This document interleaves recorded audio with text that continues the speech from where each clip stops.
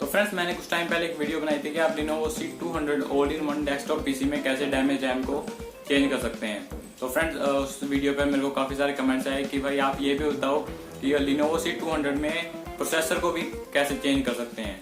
तो फ्रेंड्स, मेरा नाम है दीपक और आप देख रहे हैं टेक्नोमेशन। आज मैं आपको इस वीडियो में बताने वाला हूं कि आप Lenovo C200 में प्रोसेसर को कैसे चेंज कर सकते हैं। तो फ्रेंड्स, ज्यादा देर ना करते हुए चलिए शुरू करते हैं।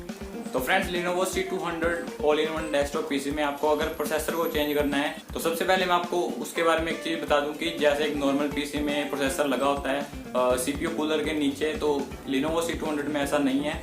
उसके अंदर सीपीयू कूलर के नीचे प्रोसेसर नहीं लगा होता, उसके साइड में जो मदरबोर्ड होता है उसके ऊपर लगा होता है। तो सबसे पहले आपको Lenovo C200 को डिसअसेंबल कर लेना है। जैसा कि अभी आप फोटो में देख पा रहे हैं, मैंने Lenovo C200 को ओपन किया हुआ है और इस फोटो में मैं आपको दिखा सकता हूँ। ये जो एक है, ये दिख रही है हमें, ये हीट सिंक है और ये सीपीयू कूलर है।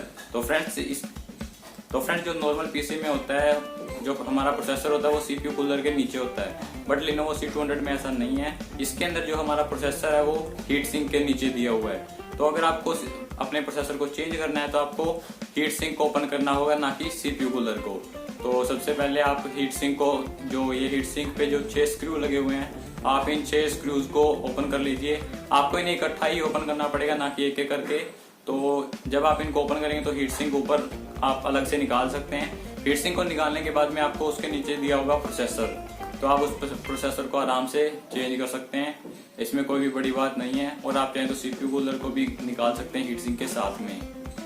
तो फ्रेंड्स, इस वीडियो में बस इतना ही। आई होप कि आपको पता लग गया होगा कि आप Lenovo C200 में प्रोसेसर को कैसे चेंज कर सकते हैं। तो फ्रेंड्स, इस वीडियो में बस इतना ही। अगर ये वीडियो आपको अच्छी लगी हो तो मेरे चैनल को सब्सक्राइब कीजिए, मेरी वीडियो को लाइक कीजिए। Thank you.